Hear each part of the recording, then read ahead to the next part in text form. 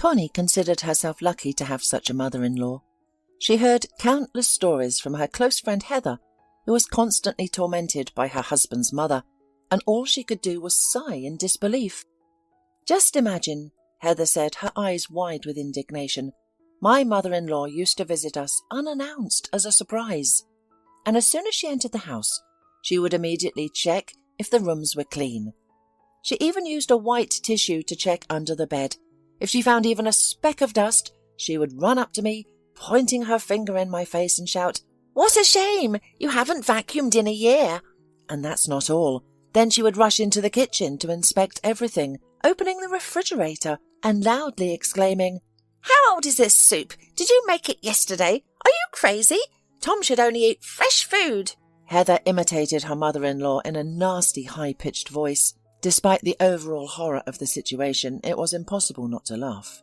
After that, she would meticulously inspect the bathroom and toilet, making sure the toilet bowl was spotless, the towels were snow white, and then she would check how her beloved Tom's shirts were hung in the closet, making sure that they were properly ironed. Heather continued. "What a nightmare," Connie sighed, relieved in her heart that she was incredibly lucky with her own mother-in-law. Not even in her worst dreams could Connie imagine Florence raising her voice at her or saying anything rude or impolite.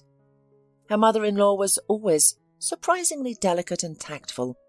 She never pressured Connie about grandchildren, even though Connie's own mother would constantly bring up the topic. "Connie, when are you and Robert going to have children? It's about time. I want to babysit my grandchildren." At family celebrations and gatherings, numerous relatives, aunts, great-aunts, and grandmothers of distant relatives would also press Connie, without any hesitation in their comments. "Connie, when are you going to get pregnant? You're not getting any younger. How old are you? 27? I already have my third child at your age." Connie always forced a smile and mumbled some unintelligible response. Questions about when she and her husband would have children always hurt her. It had been 5 years since their wedding day, and there were still no children. And it wasn't because they didn't want them. They did. They just couldn't.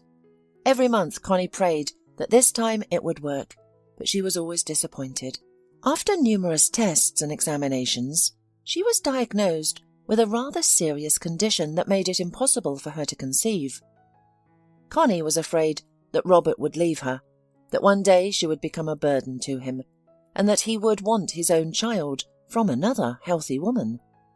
Of course, her husband reassured her that he loved her more than anything, and that having children, or not, didn't matter to him. However, Connie felt insecure and considered herself an inferior woman. Connie's mother-in-law, Florence, was a model of tact. She affectionately inquired after Connie's well-being, but never intruded with her innermost thoughts or made any inappropriate remarks, unsolicited advice, or uncomfortable questions. For this, Connie had a great respect and appreciation for her mother-in-law. She had never encountered a more benevolent and honourable person, and it seemed that Florence referred to Connie as her own daughter, and always cared for her as much as she did for her own son. Whenever Robert and Connie visited her, Florence greeted them with a warm smile and a table filled with delicious food. However, in the past months, Connie noticed that the woman, while still setting the table as usual, appeared incredibly fatigued and worn out, as if cooking had drained all her energy. "Florence," Connie said to her, "you don't have to work so hard for us. Standing at the stove for half the day tires you out. Don't make such sacrifices. Next time, please allow us to buy something for tea, and that'll be sufficient." The mother-in-law smiled faintly. "Connie, I feel perfectly fine. It brings me so much joy to treat you and Robert to something delicious." Robert also noticed that something was amiss with his mother. Mum had lost a lot of weight.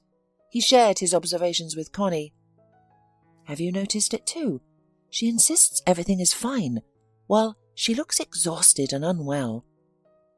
"That's just like Mum," Robert sighed. "She never admits when she's not feeling well or in pain." "Maybe she should get a checkup," Connie suggested. To check her blood, heart and other internal organs, just to be safe. I hope there's nothing serious going on with her, but it wouldn't hurt to be cautious. Perhaps she's simply exhausted. We should arrange a trip to the seaside for her. It's been so long since she last took a vacation, Robert proposed. Good idea, Connie nodded. However, when Florence heard about the plan to send her to the sea, she resisted and weakly argued, Oh, are you crazy? I'm not going anywhere. I have my garden, my chickens and my cat. They all depend on me. Who will take care of them if I leave? Don't worry, we'll take care of your vegetable garden and animals, Robert reassured her. I'll drop by after work. Connie will help, and if needed, we can ask your neighbour to help. Florence's neighbour was a young girl in her early 20s named Julie. She was an orphan who had been raised by her grandparents, and they had passed away a year ago, leaving her all alone. Julie occasionally visited Florence to assist her or simply have a chat. Julie won't refuse to help. Florence's face brightened upon hearing about her neighbour. I'll talk to her. If she agrees, then I'll go to the seaside. To be frank, Connie didn't particularly like her mother-in-law's neighbour. The girl always smiled timidly and shyly, behaving like an uncomplaining sheep. But deep in her heart, Connie knew what bothered her the most about the neighbour. It wasn't her modesty or her doll-like face with submissive eyes. Connie suspected that Julie had been hopelessly in love with Robert for a long time. Once, she shared her suspicions with her husband, but he only snorted derisively. Who? Julie? Come on, what love is there? I remember her as a snotty little girl, always following me when I went out with the boys. She's 10 years younger than me. I never thought of her as a girl, more like a little sister. Connie pressed her lips together and said nothing, but she thought to herself that Julie's childhood was over long ago, and she was no longer a teenager, but an adult pretty woman. However, Connie had no reason not to trust her husband. If he said that he did not perceive Julie as a girl, then it must be true. Florence was delighted with the seaside vacation. What a turquoise and clear sea in the morning. It's so gentle and warm. The grapes, straight from the bush, are incredibly tasty, and the ripe peaches are so juicy. The wave brings such beautiful shells to the shore. The woman shared her joy when Connie and Robert called her. It seems the trip did your mother good, Connie remarked with a smile. Even through the video link, you can see that her face is literally glowing with happiness. She looks fresher and more beautiful. Well, I told you that everything would get better if she just got some good rest, Robert confirmed with satisfaction. On the eve of her mother-in-law's arrival, Connie decided to clean the house. Florence hadn't requested it, but of course it was much nicer to come back to a clean house. When Connie opened the door, with the spare set of keys, she discovered that everything inside had been cleaned. And there was not just clean, but sparkling clean in the house. The doormats were washed and fresh. The furniture surfaces were free of any dust. In the kitchen the dishes sparkled. The tablecloth was starched and crisp, and the bed linen was snow white, ironed and fragrant with a refreshing conditioner. Connie looked at all this in amazement and immediately answered herself the question of who had done this. Of course, it was Julie. Although she should have been grateful to the girl, Connie felt a slight irritation. Why is she trying so hard, as if she wants to please Florence? She thought with annoyance. Robert is already taken away. Does she hope that one day he will pay her any attention? Connie went out into the yard to check on the chickens. Everything was in order. The birds were fed and watered. And in the vegetable garden, everything was well maintained with no weeds. Even the beds had been watered. Against her will, Connie felt another twinge of irritation. Look how diligent Julie is. She is like a fairy. Subconsciously, Connie didn't fully trust the girl, as she sensed a sneering squint behind her meek gaze and huge blue eyes. However, she was still grateful for her help. To meet Florence at the airport, Connie and Robert went together and carefully searched for a familiar, slim figure in the crowd of arrivals. "There she is!" Connie exclaimed joyfully, being the first to spot Florence, and waved her hand. The woman approached them with a smile, pulling her small, wheeled suitcase behind her. Robert and Connie rushed to hug and kiss her. And then something terrible happened right before their eyes. Florence suddenly groaned and turned pale, and before Robert could react, she slowly collapsed to the floor like a lifeless doll. Robert rushed to his mother and managed to catch her just in time before she hit the ground. As soon as possible, Florence was delivered to the hospital.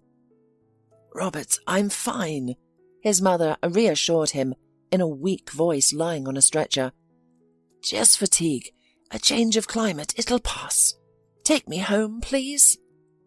"Oh no," Connie and Robert objected in unison. "No home, until we know exactly what's happening to you. We're not going home." A series of endless tests and examinations dragged on. Connie was afraid of something serious, but she did not admit it to Robert, so as not to worry him in vain. However, the diagnosis still sounded like a thunderclap to both of them. "I'm sorry," the doctor said, turning to Robert. "Your mother has cancer." "Cancer?" He questioned the man inanely and squeezed Connie's palm harder, as if he were looking to her for protection. "Mum has cancer? That means she's going to die?" "What are you saying, Robert?" Connie was as shocked as her husband. "Cancer is not a verdict, is it?" She turned to the doctor for support. The doctor shrugged his shoulders uncertainly, apparently not wanting to reassure in vain, but he wasn't going to scare her in vain either. "There's always a chance," he said evasively. "Surgery, chemotherapy. I assure you we'll do our best, but unfortunately it's not always up to us." After the doctors leaving the couple, Connie said, "We should probably stop by Florence's house and get some things for her for the hospital. You know, a change of underwear, a robe, slippers, a toothbrush, a comb, and so on." "Yes, of course," Robert nodded. "Let's get going now. You'll help me pack everything so I don't forget anything." At Florence's house, Connie quickly found the required items and put them in a bag. Her husband had been sitting on a stool in the kitchen all this time, staring blankly at the wall. "I don't believe Mum can die," he said at last. His lips quivered like a hurt child's. "I don't want her to die." Connie rushed to her husband and hugged him tightly, pressing his head against her breast. "She won't die," she whispered fervently, covering his tear-stained cheeks with kisses. "She'll get help. Surgery will fix everything. I believe it." And her husband continued to shake with silent sobs. "Connie, I can't go to her today. I'll burst into tears as soon as I look at her. Couldn't you bring her things yourself? I'm afraid today. Today I can't stand it, and I'll ruin everything. I need some time to realize everything." "Of course, darling," Connie nodded. "I'll go to the hospital myself. You really need to calm down a bit and come to your senses." "Thank you, Connie," he said, pressing her palms to his lips. "What would I do without you?" She picked up the bag of belongings and inquired, "Are you going home now?" Robert shook his head slowly. "No, I want to sit here in my mum's alone for a while and think about everything. I need this, Connie, just to be alone for a while and process everything." "Of course," she said softly. "I understand. Stay here as long as you need to. I'll go straight home after the hospital and wait for you there. Call me if you need anything." If Connie could have known what would happen at her mother-in-law's house after she left, she would never have left Robert alone. The mother-in-law tried to remain calm. "There's no need to worry. The doctors are very experienced here and have a golden hand," Connie assured her, putting on an overly cheerful tone. "They'll operate and you'll be as good as new. Here are your things for now, and if needed I'll bring more." Florence asked weakly. "Where's Robert?" "He had to rush away on business. He promised to come and see you tomorrow," Connie lied. "Now try to rest and get some sleep. Tomorrow both Robert and I will definitely come and bring you something delicious." When Connie returned home, her husband still hadn't arrived. He was probably still at his mother's house. The woman didn't bother him with calls, deciding to prepare something tasty and nutritious for her mother-in-law. The hospital provided food, of course, but it couldn't compare to home-cooked meals. As Connie worked in the kitchen, washing, peeling and cutting vegetables, and cooking chicken broth, time flew by, and her worries subsided. However, evening came, dinner was ready, and Robert still hadn't returned. Connie hesitated and sent him a message. "Where are you?" He didn't immediately respond. "I'm still at my mum's house." "Should I expect you for dinner?" The message was read, but this time Robert remained silent for a very, very long time. Finally he wrote, "I want to stay here for now, have dinner and go to bed without me. I'll be home late. Good night." Trying not to show her disappointment, Connie wished him a good night too and sighed. She didn't feel like eating alone. She tossed and turned in bed for a long time, feeling its emptiness and coldness without her husband. Sleep finally washed over her. Connie fell into a deep slumber and only woke up when she heard the sound of the key turning in the lock. She jumped out of bed. But what time is it? Connie looked at the clock and couldn't contain her surprise. Wow, it's 8 o'clock in the morning. So Robert didn't sleep at home at all tonight. Quickly throwing on a silk robe, Connie rushed out to meet him and was shocked by what she saw. Robert reeked of alcohol from meters away, and he could barely stand on his feet, staggering and clutching onto the walls. Connie had never seen her husband in such a state, and it left her incredibly confused. Avoiding eye contact, Robert apologized. I'm sorry, Connie. I don't know how it happened." And suddenly broke down, sliding down the wall to the floor and covering his face with his hands. Connie gently stroked his dishevelled hair. "Did you get drunk because of your mum?" she asked in a trembling voice. Robert shook his head. "I'm a scoundrel. I'm a jerk, Connie. I'm unforgivable. A real wretch." "Why are you blaming yourself so hard?" Connie cradled his head against her chest. For a moment it seemed as if her husband's scent was mixed with another woman's perfume, but she quickly dismissed the thought. What nonsense was she thinking? It was probably just her imagination running wild. "Your reaction is natural and understandable. You're worried about your mother." Connie comforted him. "You have nothing to apologize for." But Robert kept sobbing so bitterly and inconsolably that Connie's heart was literally torn with grief. At that time she did not know that the reason for his tears was not his mother's illness, but something else. The mother-in-law's operation was successful, and everyone breathed a sigh of relief. However, Robert had subtly changed since the day he came home drunk. Connie couldn't quite pinpoint these changes, but her husband had really become quite different. At times he seemed like a stranger. It was as if he avoided Connie, avoiding eye contact or guiltily averting his eyes when they did meet. Eventually Connie couldn't bear it any longer. "Why do you look like a delinquent child or a misbehaving cat?" she exclaimed, splashing her hands. "Something has happened." "Nothing's happened. Everything's fine," her husband glumly muttered. "Then why have you become such a stranger?" Connie asked in despair. "I'm afraid to even approach you sometimes." "You're making up nonsense," Robert muttered, turning away again. "I'm the same as I was before. Nothing has changed." Connie knew, however, that it had. Since Robert refused to share his real worries with her, Connie didn't bother prying. She only hoped that everything would gradually work itself out and return to normal.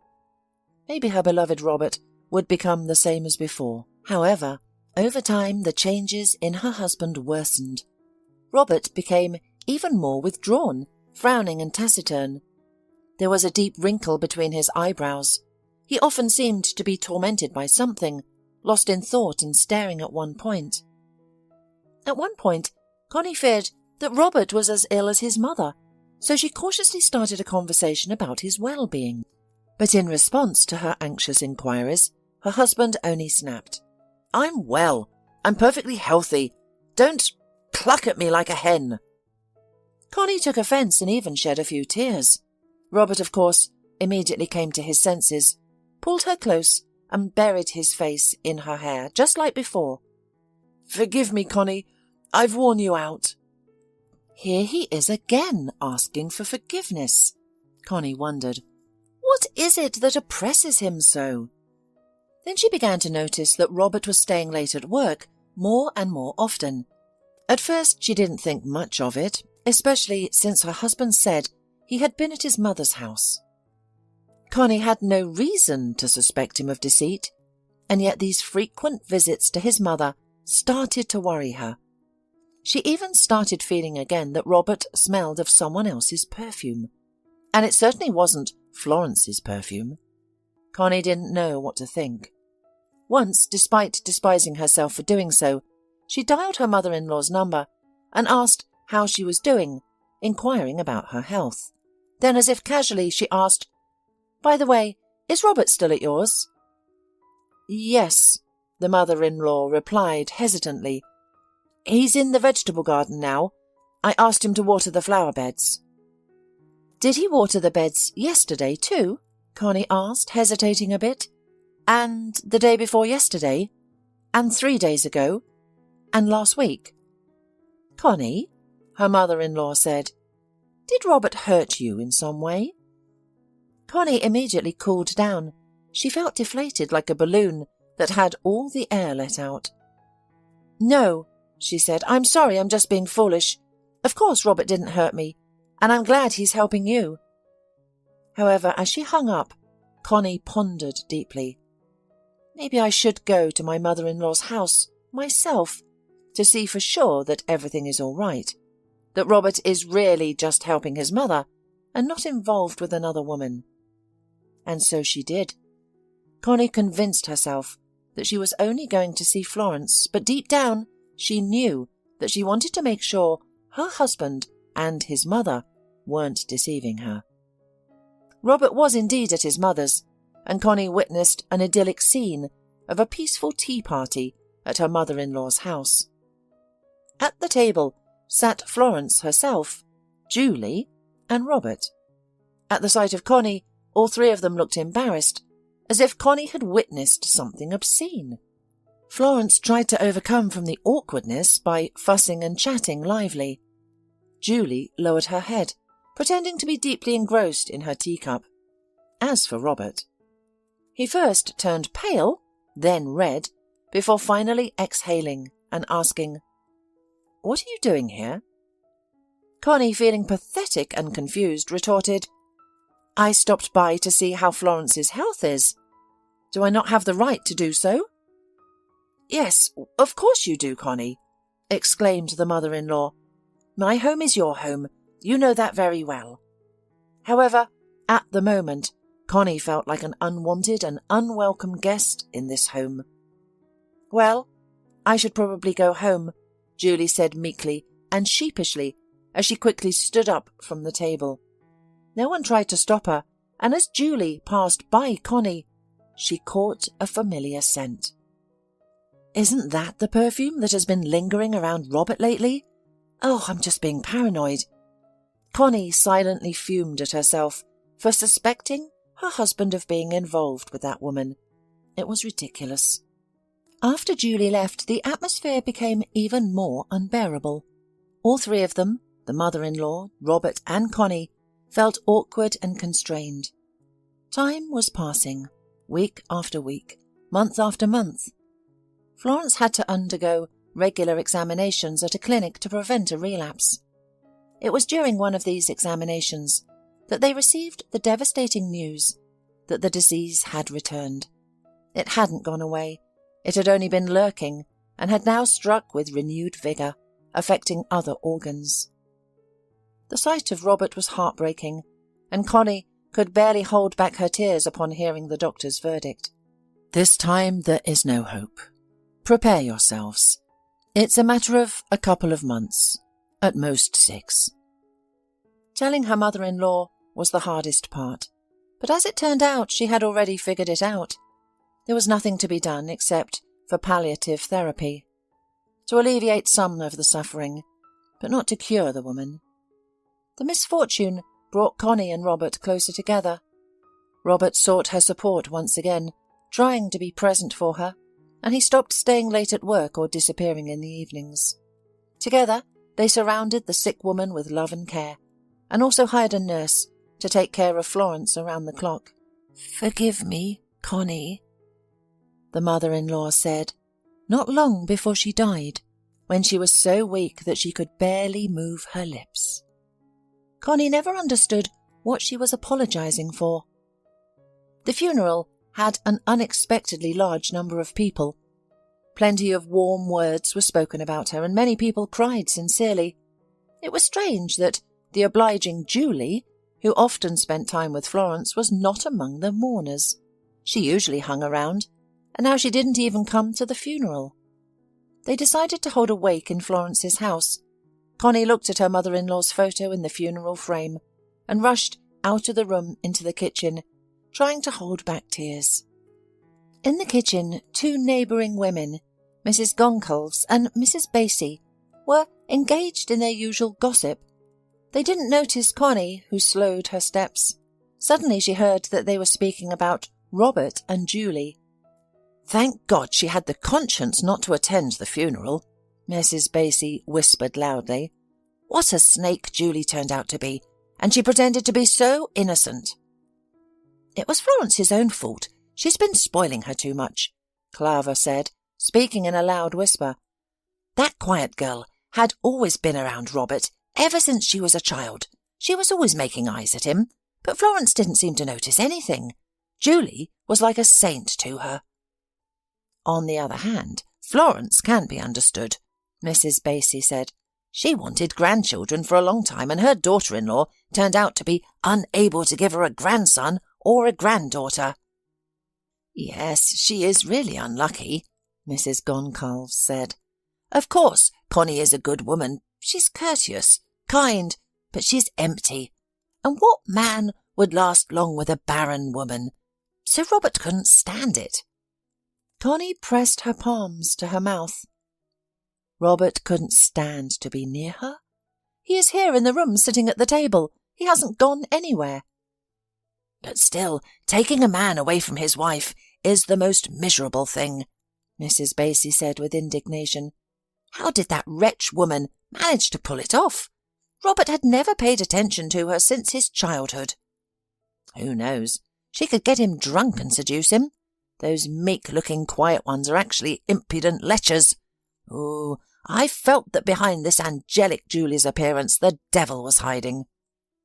Connie was about to burst into the kitchen and resolutely stop that vile gossip about her husband's infidelity, but at that very moment a phrase sounded that made her freeze. "And look, what an injustice! Connie can't get pregnant for a long time, and Julie has had twins." Connie clasped her mouth with her palm in shock, holding back the scream that was bursting out of her mouth. "Twins? Who's having twins? Is that quiet Julie?" "But they turned out so cute, so sweet," Mrs. Basie said with a sigh. "They look so much like their daddy, but just like 2 drops of water."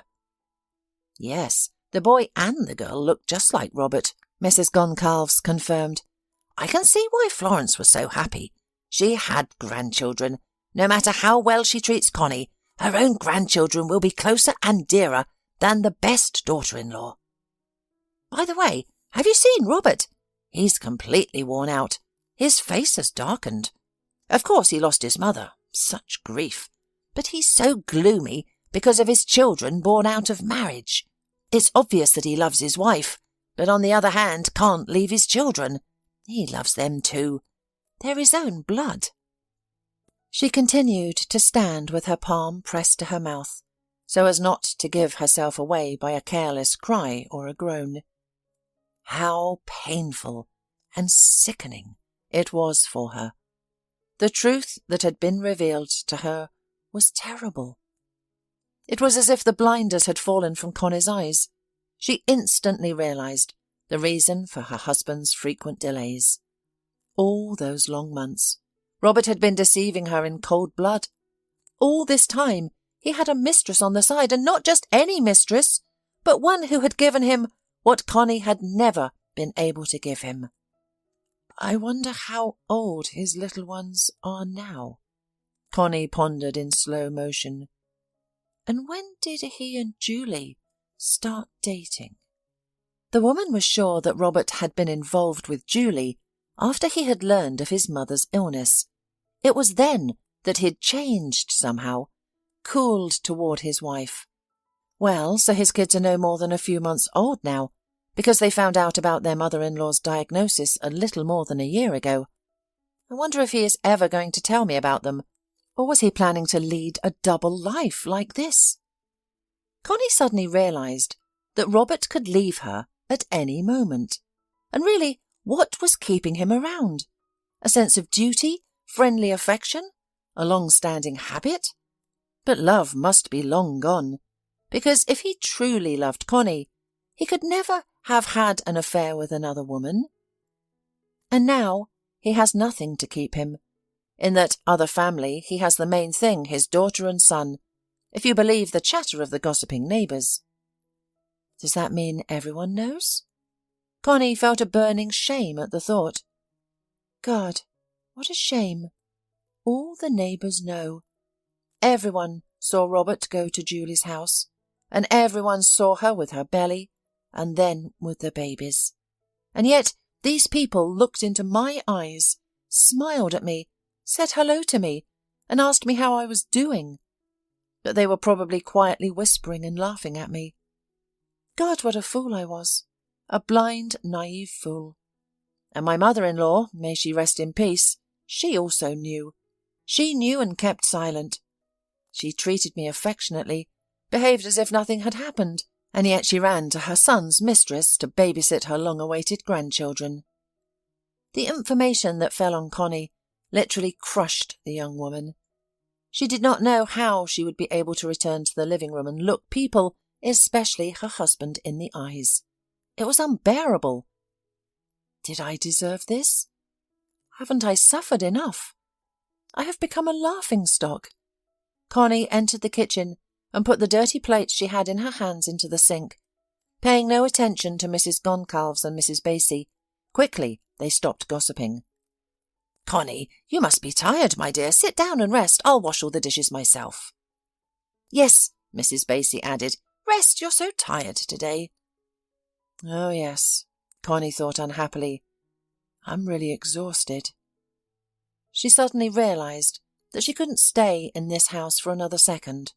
The walls, the atmosphere of the wake, the shadow of the dead mother-in-law, the betrayal of her husband, and the all-knowing neighbours.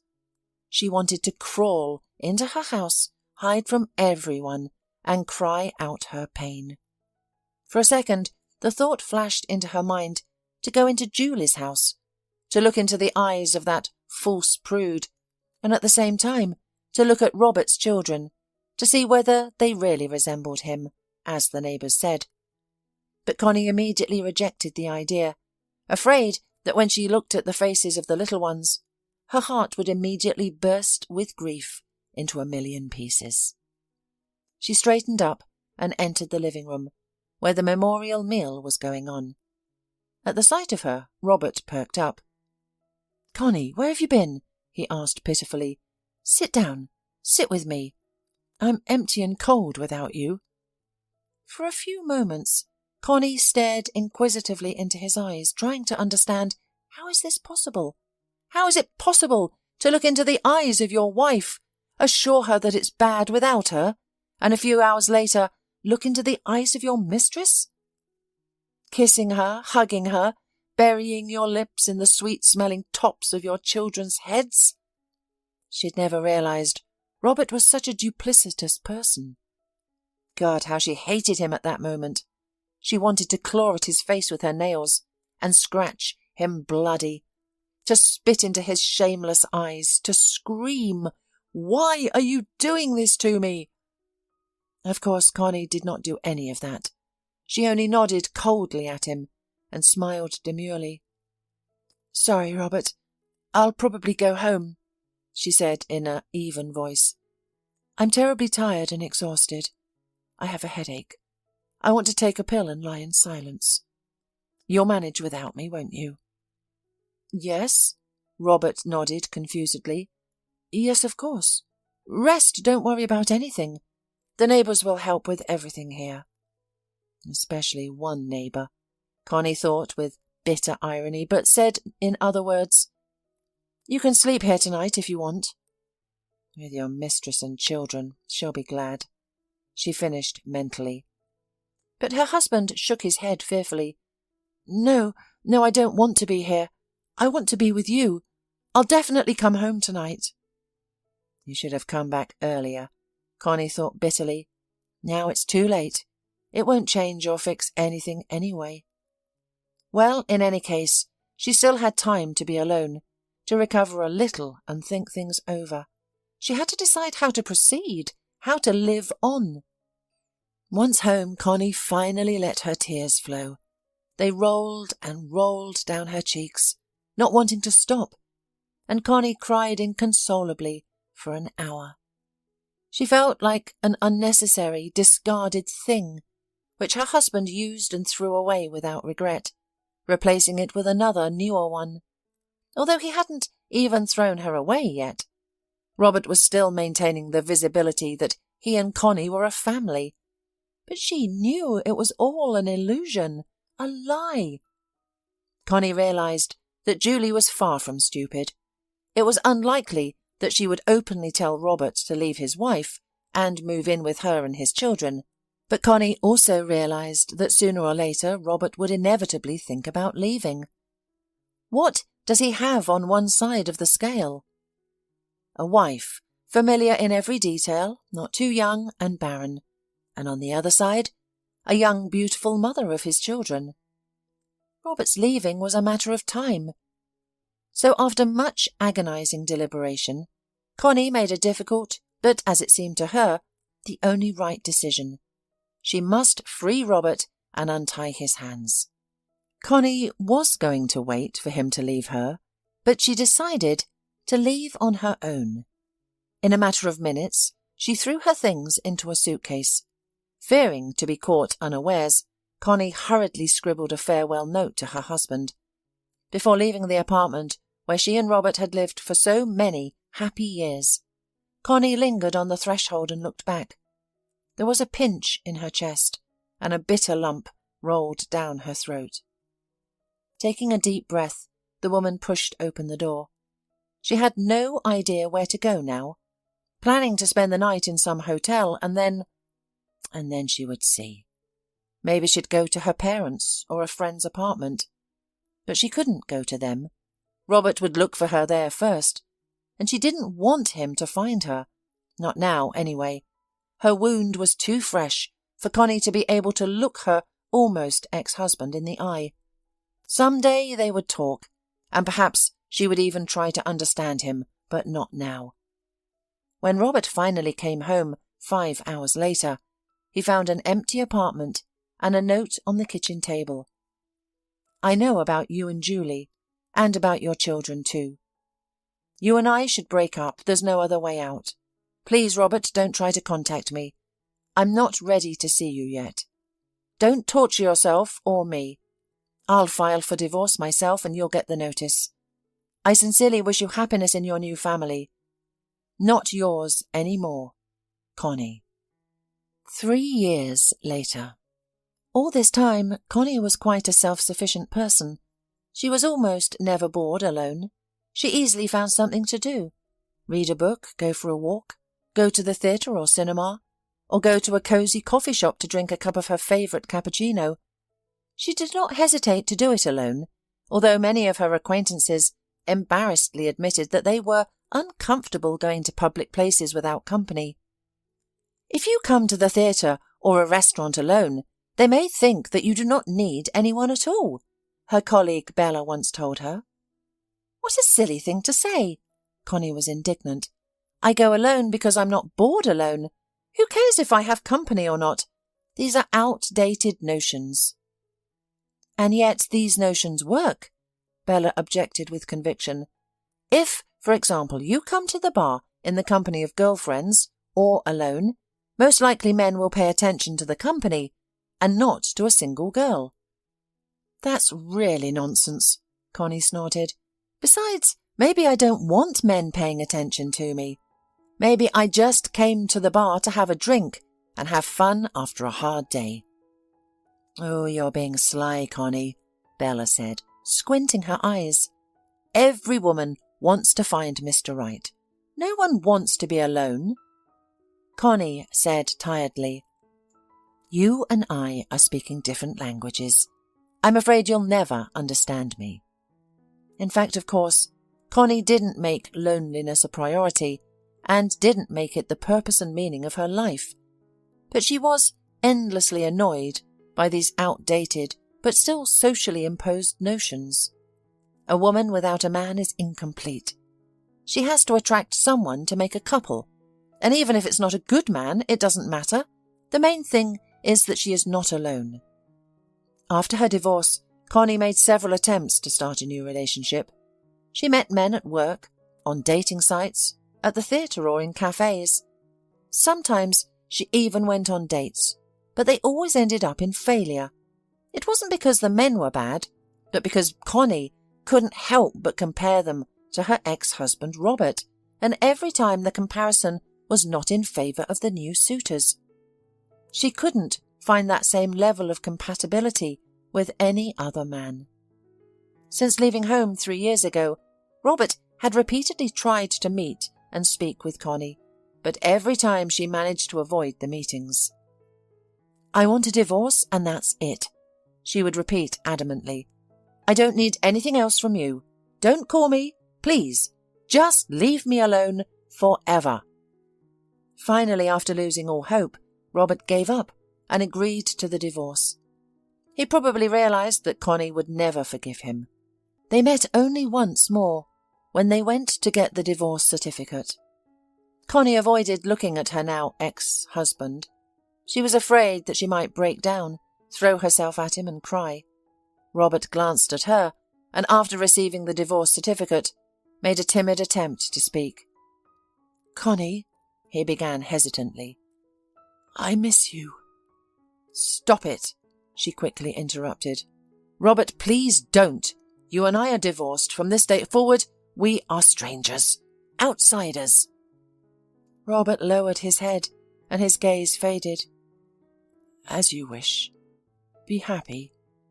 With those words he walked away, without looking back. For 3 years, Connie heard nothing about Robert, and didn't make any efforts to find out.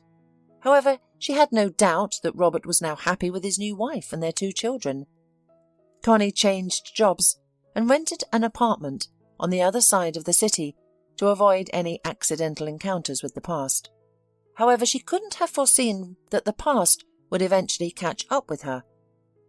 On a gloomy fall day, Connie decided to go shopping to lift her spirits. Lately she had been feeling irritable and tearful, perhaps due to a seasonal vitamin deficiency, and even her best friend Heather sometimes offended her, saying hurtful things without realizing it. For instance, they had been trying to meet up for weeks, but Heather kept postponing and rescheduling the meeting, first from Friday to Saturday, then to Sunday, and so on. Listen, Connie couldn't take it anymore. Let's decide.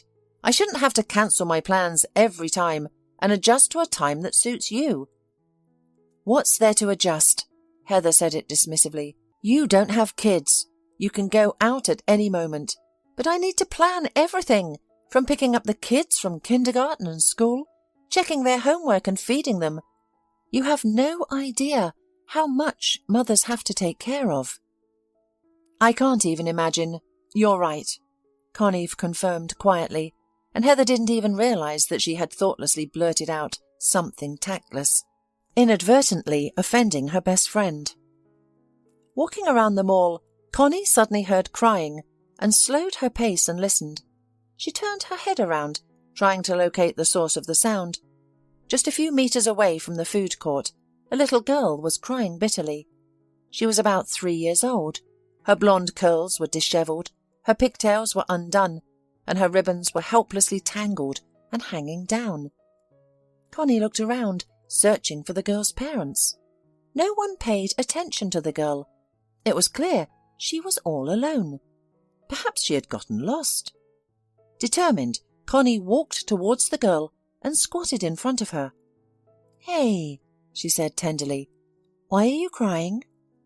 The girl wiped her tears with her tiny fists, revealing her red, wrinkled face. She looked up from under her brow and sobbed. "I'm lost." The mall was huge, filled with countless people. It was no wonder the little girl had become confused and frightened. "Did you come here with your parents?" Connie asked. The girl continued to regard her warily. "Daddy says I shouldn't talk to strangers," she finally stated. "Your daddy is absolutely right," Connie nodded. "So let's get to know each other right away. My name is Connie. What's your name?" "Amy," the girl replied. Connie couldn't help but smile. "So, Amy, what happened? Where are your mum and dad? Didn't you come here with them?" "No," the girl shook her head. "I came here with my daddy and my brother Marty." "All right. So you came here with your dad and brother. Where are they now?" Connie continued to ask leading questions. "Marty had to use the restroom," the little girl explained innocently. "Daddy took him there and told me to wait here." "How long have you been waiting?" The little girl nodded with a sad sigh. Her face displayed genuine sadness mixed with panic. "It's been a while. Maybe they forgot about me and went home?" Connie shook her head. "I don't think so. How could they forget about such a beautiful and sweet girl like you? I'm sure they'll be back soon."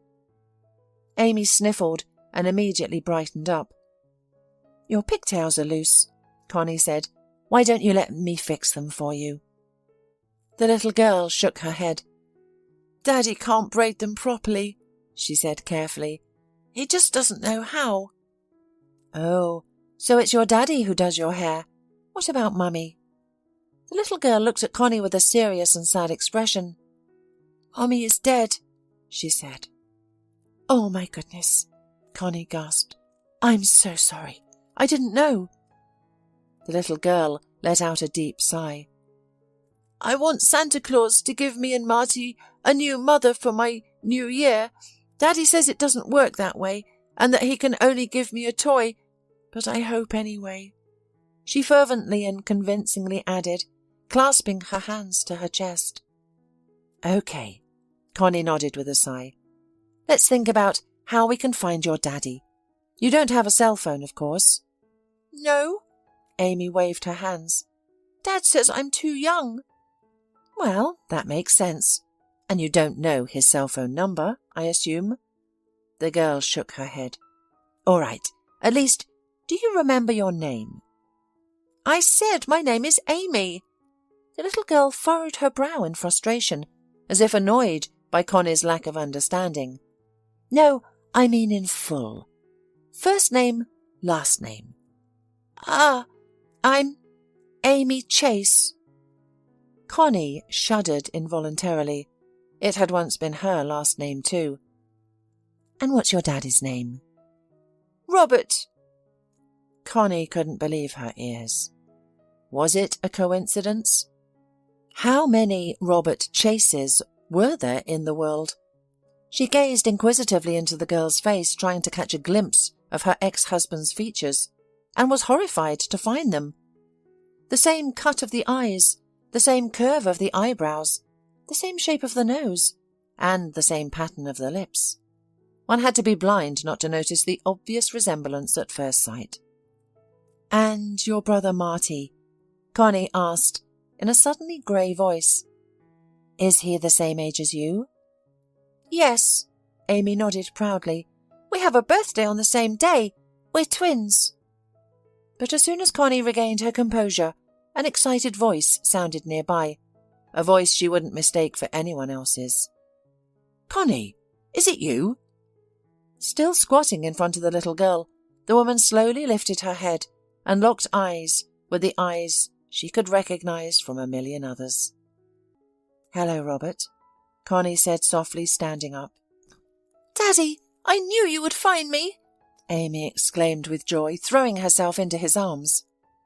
"Amy, I told you not to leave the bench where Marty and I left you," Robert reproached, his gaze fixed on Connie. The little girl frowned.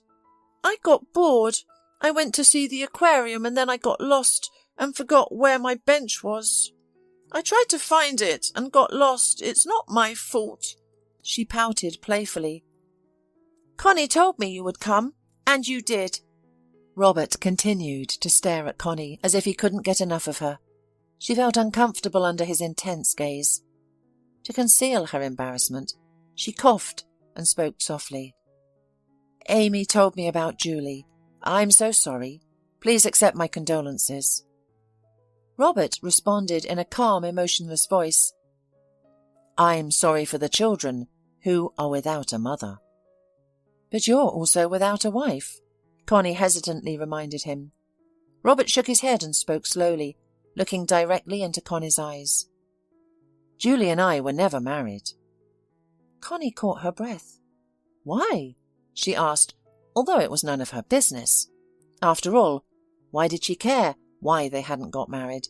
Many families simply live like that. The important thing is that he accepted the children. "Because I didn't want to marry her, and I never loved her," Robert said firmly. "But then how?" Connie swallowed a lump in her throat and glanced at the twins, who were already happily chatting and laughing with each other. Robert nervously ran his fingers through his thick hair, ruffling them. "Look, this will be a long conversation," he said. "I could have explained everything to you back then, but you never wanted to listen." And indeed, 3 years ago, Connie had refused to hear any explanations.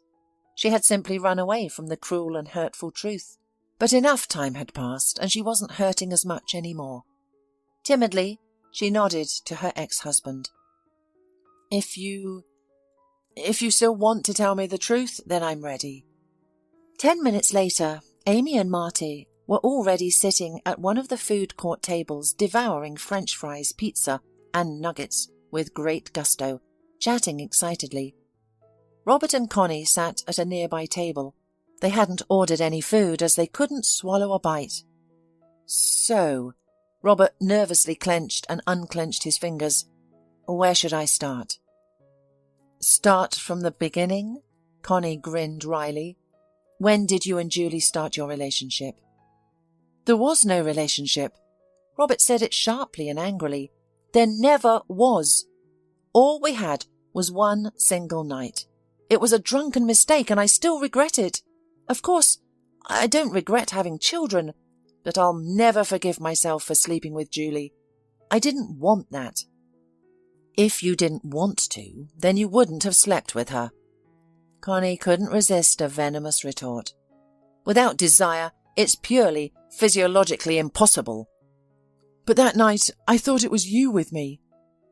Connie felt as if she had been stabbed in the chest. "Why do you do that to me?" she exclaimed.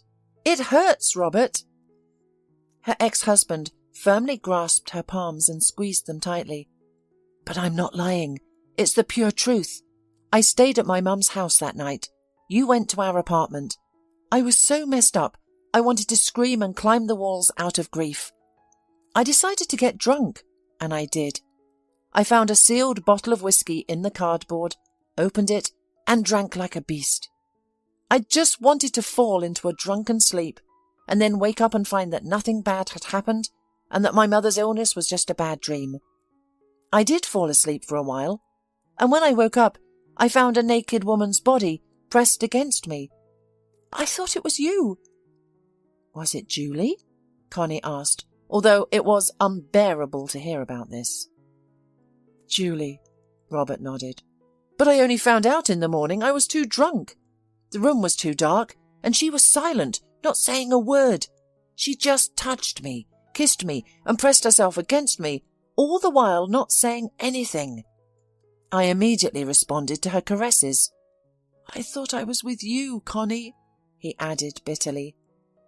Connie swallowed back the tears that welled up in her throat and quietly asked, How did she enter the house? She had a spare set of keys. Robert waved it off. Mum left them for her when she went to the sea, and then forgot to take them back. Julie knew I was there, and she also saw that you had left. She took the chance. She came in, saw that I had fallen into a drunken slumber, undressed, and she lay down with me. The rest was a matter of technique. He grinned bitterly. I was waiting for you then, she said with difficulty. I waited all night. I didn't want to go to bed without you. And you were in bed with another woman. Robert pleaded with his eyes as he looked at her. Connie, believe me, when morning came and I finally saw who was lying next to me, I almost lost my mind. I hated myself for it. I was ashamed to look you in the eye. I knew that if you found out you'd never forgive me, especially since you always said that Julie had something for me.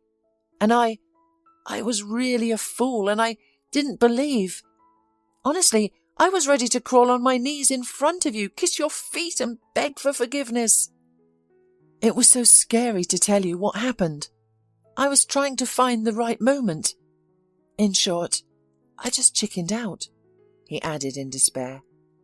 And 3 weeks later, the radiant Julie informed me that she had taken a pregnancy test, and it was positive. Robert finished weakly, lowering his head. Connie was at a loss for words. The situation before her was entirely different from what she had imagined. The pain of betrayal still lingered, but the circumstances had changed.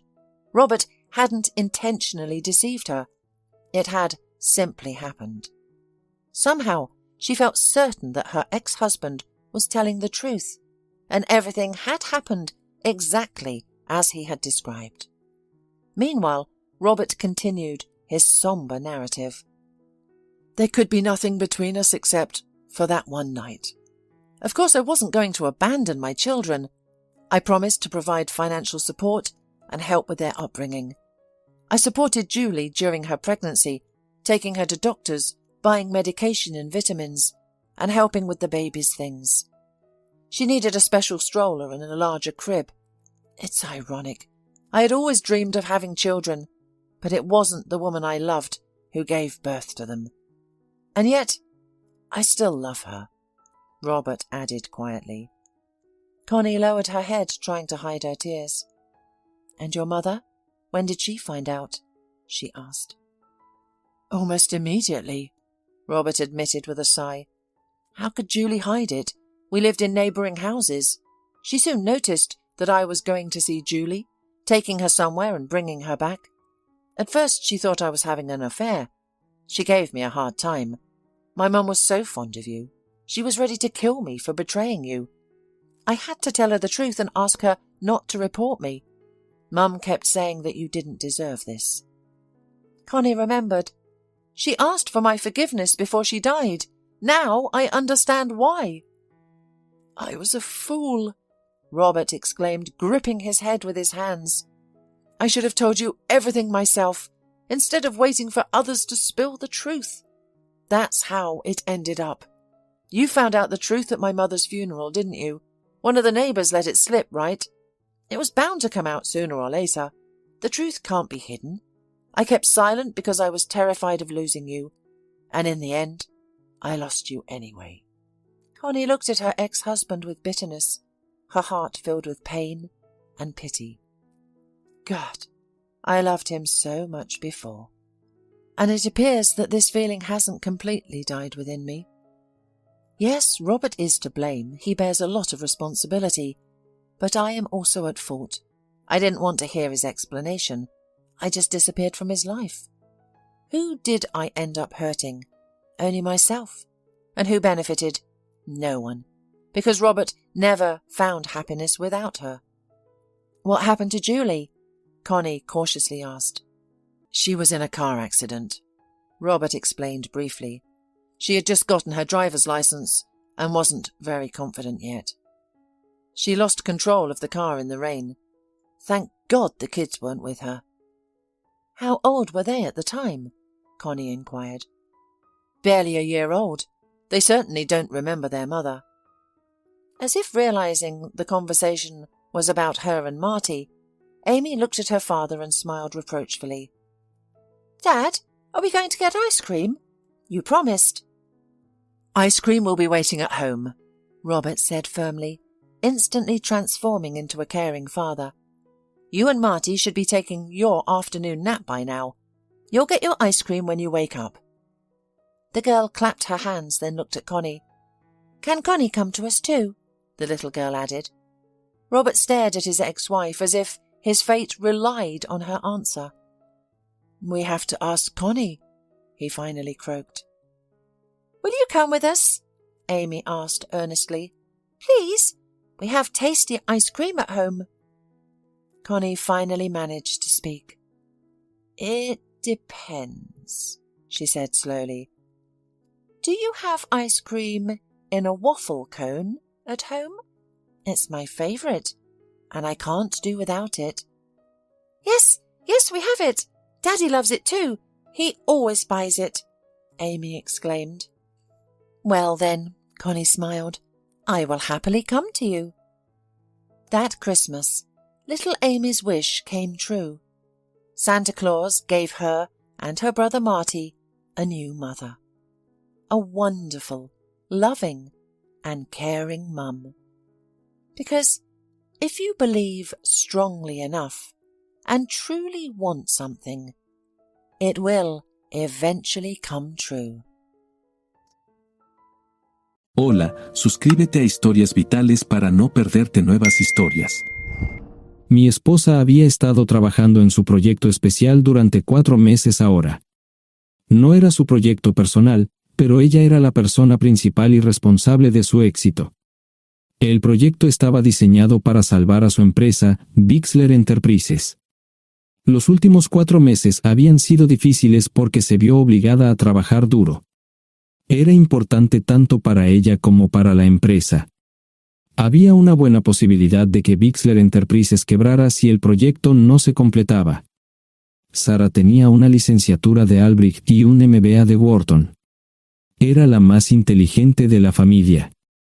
Yo empecé a trabajar como mecánico de autos justo después de la secundaria y después de 21 años seguía siendo mecánico de autos.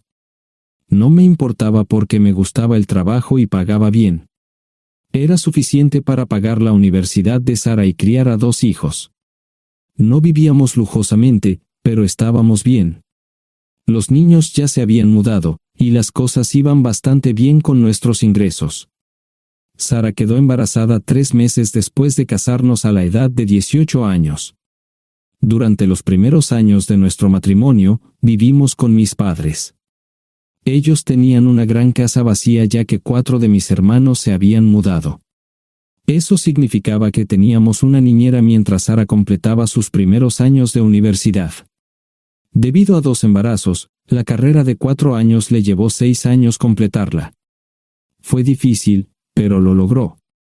Siempre tuve trabajo y nunca me faltó trabajo extra si lo necesitaba. Después de que Sara se graduó de Wharton, alquilamos nuestro propio lugar. Tuvo ofertas de trabajo de varias empresas grandes, pero todas requerían que nos mudáramos. A mí no me importaba, pero Sara quería quedarse cerca de casa. Por eso decidió trabajar en Bixler Enterprises. Pagaba bien, pero lo más importante, le daba responsabilidad y la oportunidad de avanzar. Sara era una empleada trabajadora y dedicada. La presentación es el jueves en el Hotel Thyssen en Filadelfia. Tomé unos días libres en el trabajo para ayudarla según fuera necesario. Al final, todo lo que logré fue hacerle algo de comer cuando llegaba a casa. No sabía nada sobre su trabajo, ni tampoco quería saber, los negocios corporativos de alto nivel me aburrían. Empresarios de Europa, Asia y América del Sur venían aquí, la empresa pagaba sus boletos de avión y proporcionaba habitaciones en el Hotel Thyssen mientras estaban aquí. Era caro como el infierno, y por algunas cosas que Sara había dicho, la empresa estaba sobreestimando sus finanzas. Su presentación era importante para ella, para la empresa y para más de 200 empleados. Hasta el martes por la noche, todo iba bien. Sara llegó a casa con un traje nuevo, un traje gris con una blusa blanca.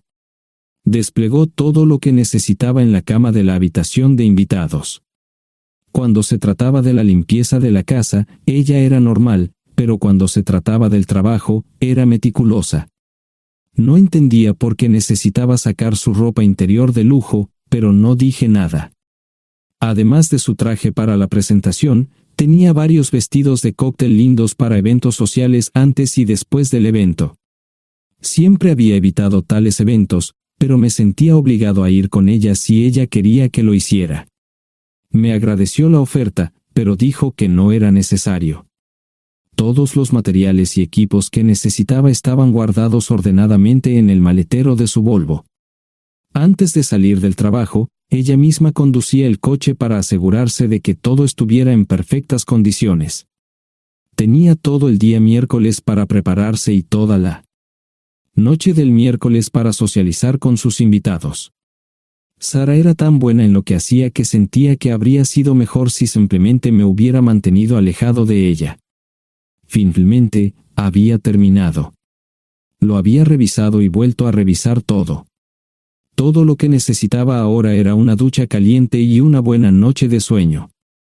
Supongo que mi error fue que empecé a revisar sus cosas después de que Sara comenzara a ducharse. Pensé que estaba ayudando, pero resultó ser lo contrario. Estaba moviendo cosas en la cama cuando un pequeño sobre blanco cayó del bolsillo lateral de su bolso de maquillaje. Una carta de una farmacia, pero no del tipo que solemos usar. Dentro había 10 pastillas. No tenía idea de qué era, Pren, y las instrucciones eran confusas. Si es necesario, tomar una pastilla y luego una segunda pastilla 12 horas después. Pensé que podría ser algo que ella había conseguido para la ansiedad o los nervios, pero las instrucciones no tenían sentido. La receta estaba escrita a su nombre el lunes. Volví a poner el sobre en su lugar mientras ella terminaba de ducharse. Decidí que quería saber más sobre Pren antes de contarle sobre ello. Por supuesto, si lo mencionaba, significaría que estaba revisando sus cosas. Odio los dilemas. Mientras Sara se preparaba para dormir, fui a nuestro ordenador doméstico y busqué. 10 minutos después, me uní a mi esposa bajo las sábanas. Pasé toda la noche despierto, preguntándome por qué mi esposa había recogido una receta para la píldora del día después, especialmente después de que me hicieran una vasectomía hace 10 años. A la mañana siguiente, me levanté temprano, pero no estaba descansado. Di un largo paseo, esperando que despejara mi mente. Me dirigí hacia casa con reticencia, temiendo lo que podría hacer o decir cuando llegara allí. Mi hijo Joe se unió a la Marina después de la escuela secundaria y estaba en su primer año en San Diego. Nuestra hija Gloria se casó con su amor de la infancia el año pasado y acababa de mudarse a Dallas. Eso dejaba solo a Sara y a mí. Echaba de menos a los niños, pero esperaba envejecer con mi esposa. Ella era la única mujer que me había interesado, y ahora todo estaba. Si Sara estaba teniendo una aventura, lo ocultaba bien. Por supuesto, nunca la vigilé. Nunca miré sus correos electrónicos o llamadas telefónicas. No tenía razones para hacerlo. No tenía forma de saber qué estaba haciendo en el trabajo o después del trabajo. Confiaba en ella completamente. Ion, ¿dónde demonios has estado? ¿Quieres huevos o algo? No, solo café. No me sentía con muchas ganas de hablar. ¿Qué pasa, cariño? Solo son 3 días. Puedes venir si quieres, pero te aburrirás como una ostra. No, realmente no quiero ir, pero odio dejarte sola. Me preocupo cuando no estás aquí. Es muy dulce, querido, pero estará bien. No voy a salir del hotel en todo este tiempo. Pasaré la mayor parte del día asegurándome de que la sala de conferencias esté lista, y esta noche tendré una agradable charla con nuestros posibles clientes. Mañana, probablemente ni siquiera tendré la oportunidad de ir al baño. Llegaré a casa lo más temprano posible el viernes, te prometo un gran fin de semana si sabes a lo que me refiero. Todo eso suena bien, pero no puedes culparme por preocuparme. Soy un mecánico de autos, y tengo una esposa hermosa y exitosa. A veces tengo la sensación de que estás menos interesada en mejorar nuestra situación familiar que en avanzar en tu carrera. Detente, maldita sea, Ion. Siempre he respetado lo que haces para ganarte la vida y nunca he insinuado lo contrario. Criaste a 2 grandes niños y me pusiste a través de la universidad. Eres un gran esposo, un gran padre y un buen proveedor, y nunca olvides eso.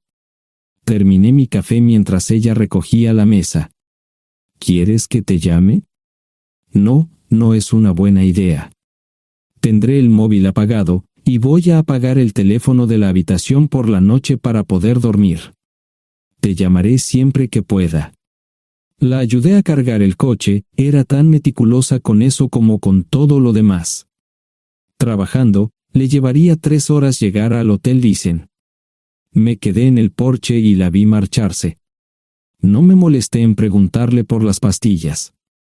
Pasé el resto de la mañana en el porche. No recuerdo haberme preocupado tanto como ahora. Me sentía pequeño e insignificante. Me sentía fuera de mi liga. Era un tipo de pueblo con un trabajo mediocre y una esposa exitosa. Era una combinación equivocada. Debería haberlo notado antes. Me sentía estúpido. El mejor traje que tenía era una chaqueta azul y un par de pantalones.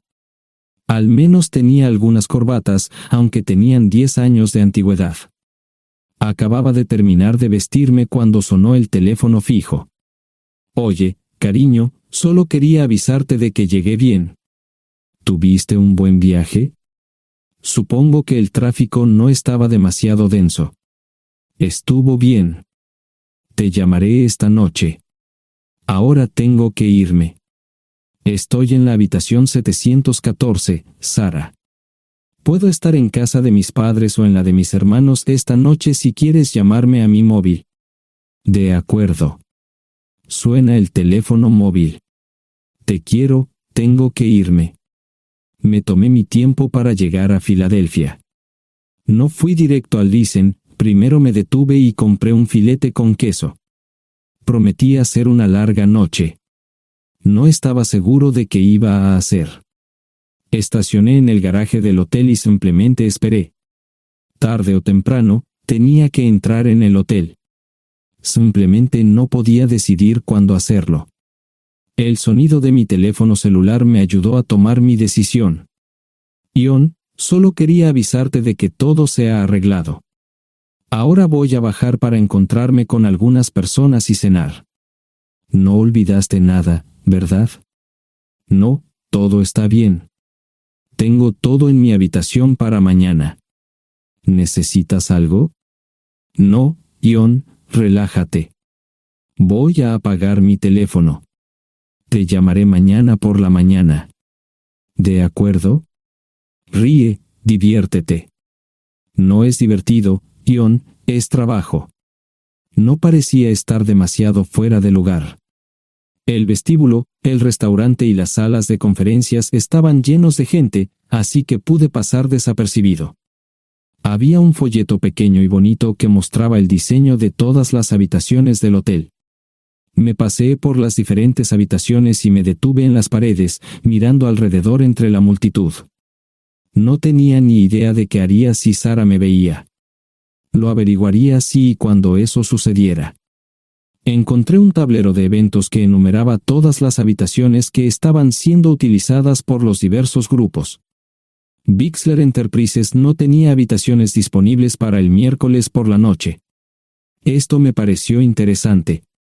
Sara había dicho que no iba a salir del hotel, pero ahora no estaba tan seguro de eso. Había 3 comedores, familiar, informal y de alta cocina. A Sara no le gustaba mucho cenar con niños, así que fui primero al comedor informal. Solo me llevó 5 minutos asegurarme de que no estaba allí. Tuve mejor suerte en el salón gourmet. Era una acogedora mesita encajada en la esquina, el tipo de mesa que la gente reserva para tener un encuentro privado. Sara llevaba un vestido de cóctel negro con un escote pronunciado y perlas, se veía elegante y su acompañante parecía apreciarlo. Conocía a algunas personas con las que trabajaba Sara y él no era una de ellas. Me resultaba familiar, pero no había forma de que pudiera recordarlo. Había muchas sillas libres, así que no tuve problemas para cruzar la sala. Había velas y pequeños candelabros de cristal en las mesas. Apagué la mía y le dije al camarero que me molestaba por el glaucoma. Pedí el plato de pollo de siempre y me acomodé. El camarero me sirvió el café por tercera vez. Disculpe, el tipo en la mesa de enfrente me parece muy familiar. ¿Sabes quién es?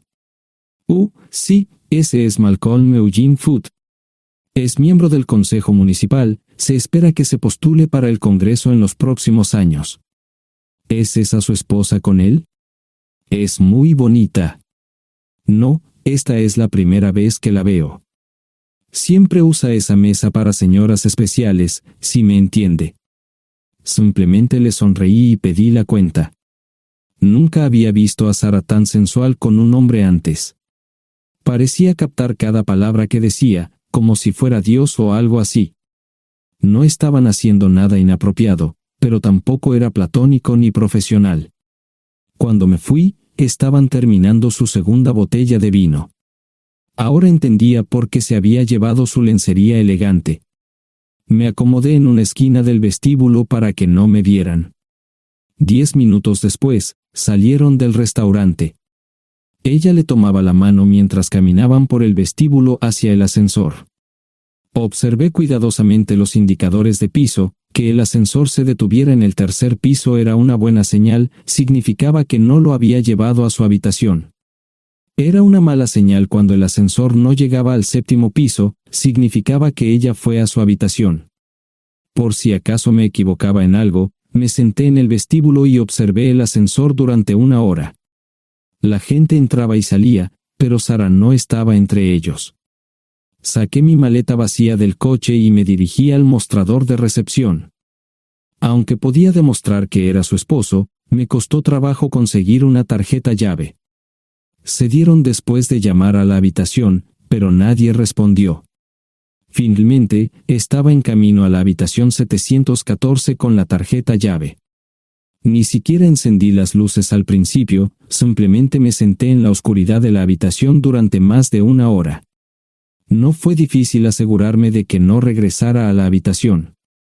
Primero, empacé todas sus ropas y pertenencias personales. No dejé nada atrás. Revisé el paquete de Preven, todavía quedaban 10 pastillas en el tocador.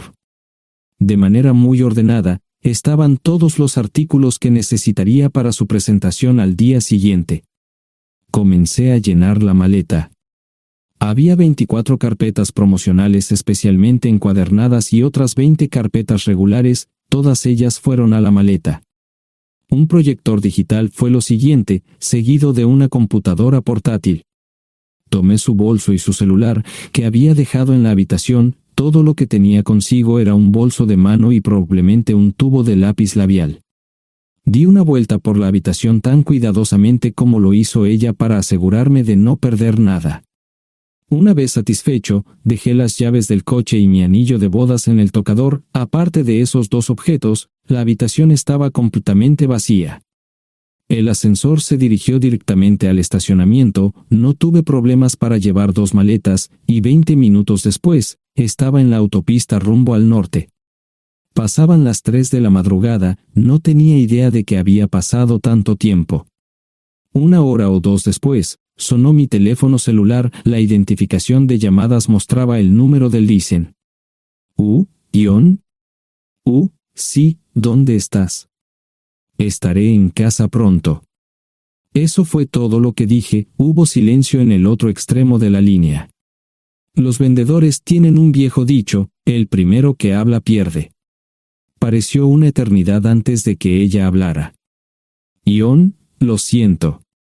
No preguntó nada y simplemente colgó. Apagué mi teléfono, era obvio que había regresado a su habitación.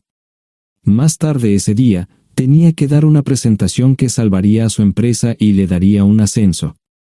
Metí las maletas en el desván del garaje. Sara nunca iba allí y nunca pensó en buscar algo allí. Por supuesto, en este punto, estoy bastante seguro de que no importaba. Primero, recogí todas mis ropas y pertenencias personales. La mayoría de los hombres tienen sus propias herramientas, generalmente es un requisito para el trabajo. Pasé por la tienda, cargué las mías en el Subaru y recogí mi último cheque de pago. Para entonces, los bancos ya estaban abiertos, no tuve que hacer ninguna manipulación financiera complicada. Simplemente retiré todo el dinero de mis cuentas. Almorcé en Hagerstown, Maryland. Tenía suficiente dinero para vivir durante unos años, pero sabía que estaría buscando trabajo muy pronto. Sara y yo éramos parecidos en eso de que a ambos nos encantaba trabajar. La voy a extrañar. Pasé un par de horas en las cuevas del Uray y alquilé una habitación cerca de Whitewell. No tenía idea de qué iba a hacer. Era sábado, y me encontré sentado en el acuario de Chattanooga, observando la naturaleza que nunca había visto antes. Pasé unas horas simplemente relajándome y decidí que era un buen lugar para estar. Compré un pase anual para el acuario y, para la hora de la cena, tenía un lugar donde quedarme. Era un remolque móvil en el parque, pero estaba amueblado y era económico. No necesitaba mucho. La primera cosa que haría el lunes por la mañana sería conseguir un trabajo. Un buen hombre de mantenimiento siempre puede conseguir un trabajo, especialmente si está dispuesto a trabajar duro. Podría permanecer discreto hasta que fuera el momento de renovar mi licencia de conducir o las etiquetas del coche. Me preocuparé por eso cuando llegue el momento. El domingo por la tarde, llamé a Gloria. Me sentí obligado a informarle sobre lo que estaba sucediendo, pero Sara ya se lo había contado. Fue bastante franca con Gloria sobre lo que había pasado. Dijo que había engañado, que la sorprendí, que me fui y que ella perdió su trabajo. Me sentí mal porque ella perdió su trabajo, pero ese era el precio que tenía que pagar. Le pedí a Gloria que le dijera a Josh lo que estaba sucediendo la próxima vez que hablara con él. También le dije que la llamaría aproximadamente una vez al mes para verificar cómo iban las cosas. No le dije dónde estaba. Para el mediodía del día siguiente, tenía un trabajo. En realidad, estaba a poca distancia del parque de remolques, con el Waffle House a mitad de camino. ¿Qué más podría querer un hombre? No sé cómo manejaron el papeleo, pero me estaban pagando $20 por hora sin hacer preguntas. Estaba feliz, y ellos también. Ni siquiera tendría que tocar el dinero que traje conmigo. Unos 2 meses después, Gloria me informó que Sara se había mudado de la casa y estaba viviendo con sus padres. Gloria no sabía nada más, pero estaba feliz de que estuviera estable y le estuviera yendo bien. Josh me llamó desde San Diego solo para informarme que iba a hacer un crucero. Era técnico en aviónica en un portaaviones. Intentó explicar qué hacía exactamente, pero estaba más allá de mi comprensión. Nunca supe mucho sobre cosas técnicas. Ambos tuvieron cuidado de no decir nada malo sobre su madre. Aprecié eso. Después de eso, todo siguió como siempre. Comencé a hablar con Gloria al menos semanalmente. Josh y yo comenzamos a enviar correos electrónicos regularmente. Gloria hablaba regularmente con Sara, pero decía muy poco sobre lo que estaba haciendo o dónde estaba. Nunca presenté la solicitud de divorcio, y parece que Sara tampoco lo hizo. Tengo una licencia de conducir de Tennessee y las etiquetas en el Subaru. Comencé a frecuentar un bar local un par de veces al mes y tuve encuentros casuales. 2 mujeres se alternaban como mis compañeras nocturnas regulares. No buscaban compromisos, y yo tampoco. Parecía funcionar bien para todos nosotros. La vida era buena. Eso fue hace mucho tiempo, y gradualmente olvidé a Sara. Con el tiempo, el Subaru comenzó a darme problemas. Había olvidado cuánto tiempo había pasado. Tenía más de 200,000 millas. Estaba reflexionando sobre esto con una jarra de cerveza un día cuando me di cuenta de que habían pasado casi 5 años desde que me fui de casa. Mantuve un contacto cercano con ambos hijos. Gloria ya tenía 2 hijos propios en este momento y quería que los visitara. Josh casi se casó con una mujer tailandesa, pero en el último momento se negó. Por lo general, trabajaba 6 días a la semana y usaba el domingo para recuperarme del sábado por la noche. No había ninguna buena razón para que alguien llamara a la puerta de mi remolque a las 6 de la mañana de un viernes. Su grosería fue recompensada por un hombre medio desnudo abriendo la puerta. Los calzoncillos del día son repugnantes, y la dama en la puerta, juzgando por la expresión en su rostro, estuvo de acuerdo conmigo. Ella apartó la mirada, pero su compañero no parecía impresionado. Norm habría usado pantalones, pero en un momento como este, los invitados me molestaron. Estamos buscando a John Terrell. No los conozco. Me llamo David Simmons, y esta es mi esposa Mara. Tenemos un problema y esperamos que nos puedas ayudar. Lo siento mucho, no trabajo a altas horas de la noche. Si necesitan algo relacionado con su auto, tendrán que ir a la tienda. Esto provocó varias miradas en blanco y finalmente una respuesta. No tiene nada que ver con tu trabajo, es más un problema personal. ¿Podemos entrar? El interior del remolque lucía desordenado, rara vez tenía invitados, así que rara vez lo limpiaba. Incluso mis novias insistían en que fuéramos a su lugar. Hagan como en su casa, déjenme ponerme los pantalones enseguida. Al entrar en el dormitorio, dejé la puerta abierta solo para mostrarles lo hospitalario que soy. También me puse una camisa. ¿Les gustaría tomar café? Solo tomará unos 10 minutos. Aparté algunas cosas del sofá para que pudieran sentarse. No hubo respuesta a la pregunta del café. Tenemos una hija adoptiva de 4 años y otra de 2 que necesita un trasplante de médula ósea, y esperamos que nos puedas ayudar. Estamos dispuestos a pagarte si es necesario.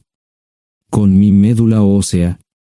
No, queremos usarla y estamos dispuestos a compensarte por cualquier inconveniente.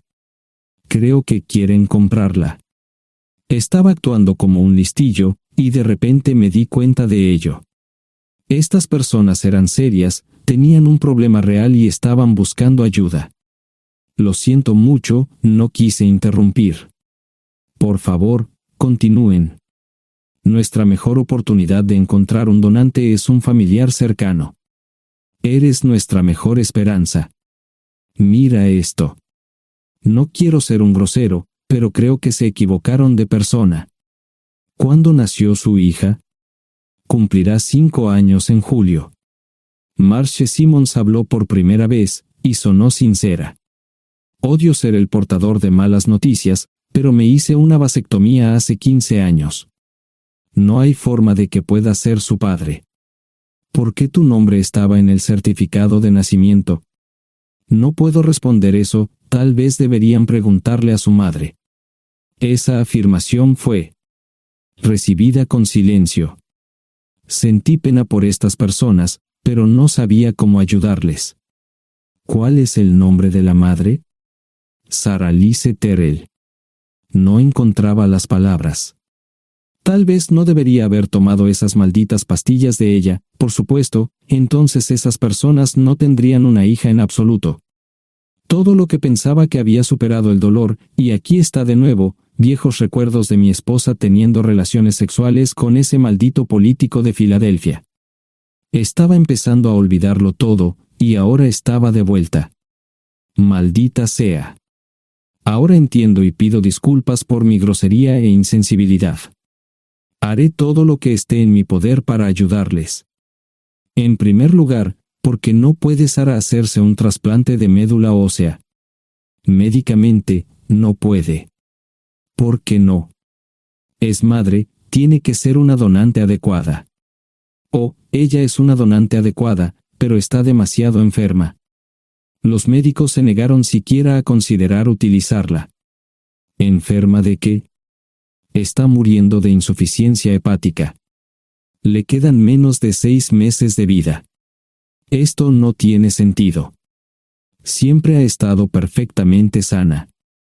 Además, no creo que un hígado enfermo le impida donar médula ósea. El hospital no aceptará su firma en el formulario de consentimiento. ¿Estás diciendo que hay algo mal en su cabeza? Ambos me miraron en silencio, sabían la respuesta, pero no querían decirlo. En ese momento, no quería que se sintieran aún más incómodos. Hace 10 minutos, no me importaban, pero ahora sentía que tenía que protegerlos y ayudarlos. ¿Cómo sucedió esto? ¿Podría alguno de mis hijos ayudar? Quizás, pero pensamos que eras nuestra mejor esperanza. ¿Por qué no van tras su padre, su verdadero padre? Pensamos que eras tú. No tenemos ni idea de quién más podría ser. Sara no nos dijo nada sobre otro posible padre. De hecho, ella no estaba en condiciones de explicar nada, agregó Mara. Obtuvimos la mayoría de nuestra información de la agencia de adopción. Tuve que preparar café y hacer pis, permítanme un momento. Dejé a mis invitados sentados mientras preparaba el café. Solo tomó unos minutos. Mientras se preparaba, fui al baño, algo que necesitaba hacer urgentemente.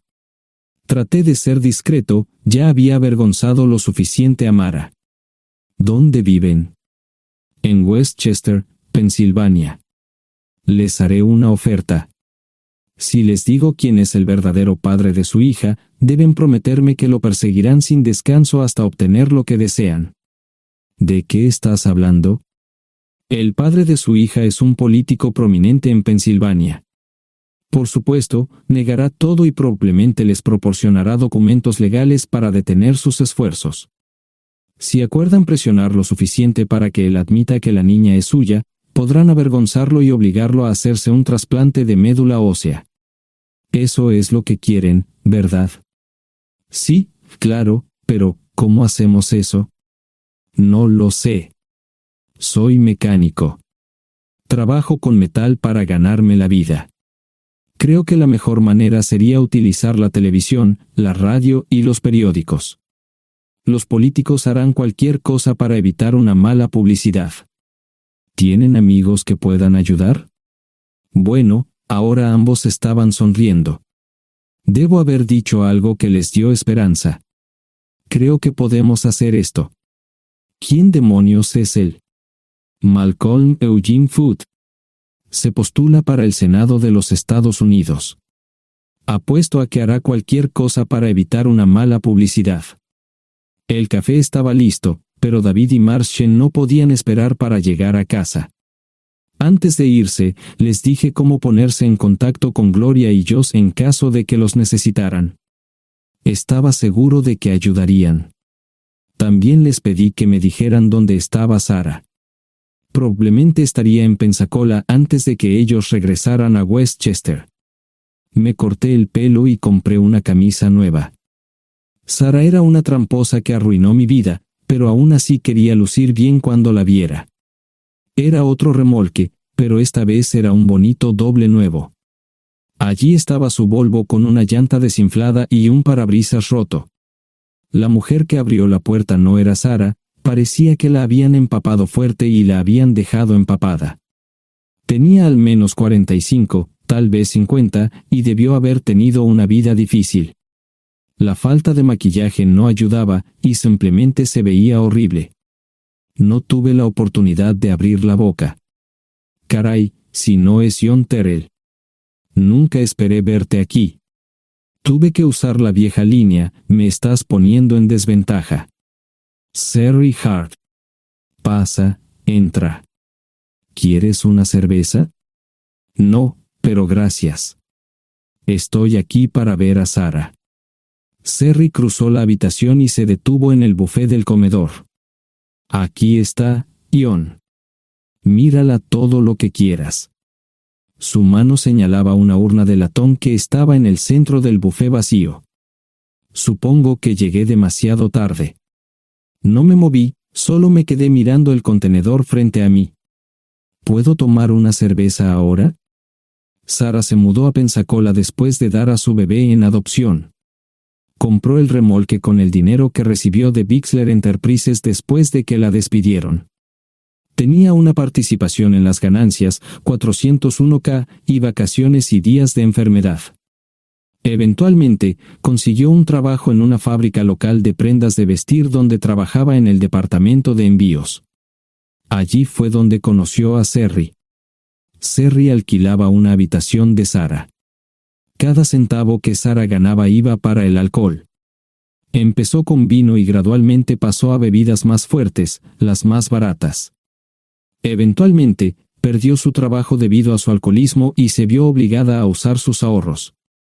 Nunca salió con nadie ni salió a ningún lado. Cerri se quedó con ella, pagó sus servicios públicos y compró alimentos que Sara no comía. Le llevó más de 3 años quitarse la vida. Increíblemente, ella tenía un testamento y me dejó un doble remolque y un Volvo. Cerri explicó que Sara estaba tan angustiada por lo que había hecho que simplemente se rindió. No intentó evitar el embarazo ni siquiera terminarlo. La adopción se había arreglado meses antes de que naciera el bebé. Nunca volvió a trabajar, excepto en los trabajos clandestinos que hacía mal. Cerri dijo que Sara no parecía tener ambición ni propósito en la vida. Sara hablaba mucho de mí pero tenía miedo de intentar contactarme. Gloria le dio mi número, pero nunca me llamó. Era como si su aventura de una noche la hubiera lastimado más a ella que a mí. Estuve allí durante 2 semanas y luego vendí el remolque de Cerri por $1 y obtuve $3.000 por el Volvo. 2 días después, estaba en Westchester visitando a mis nuevos amigos David y Marche. Malcolm Eugene Foot resistió al principio, pero David y Marche lo presionaron hasta que cedió. Insistió en pruebas de ADN, que demostraron que era el padre. Para salvar la cara, más o menos lo obligaron a someterse a un trasplante de médula ósea, que fue exitoso. La carrera política y la vida familiar de Malcolm no dejaron una impresión favorable. Su caída en las encuestas fue tan rápida que el partido lo reemplazó por otro candidato unos meses antes de las elecciones. Su esposa solicitó el divorcio y fue muy pública al respecto. Sara y yo estamos viajando ahora a Dallas para ver a Gloria y a mis nietos. No sé cuánto tiempo mantendré a Sara conmigo, probablemente hasta que tenga a alguien.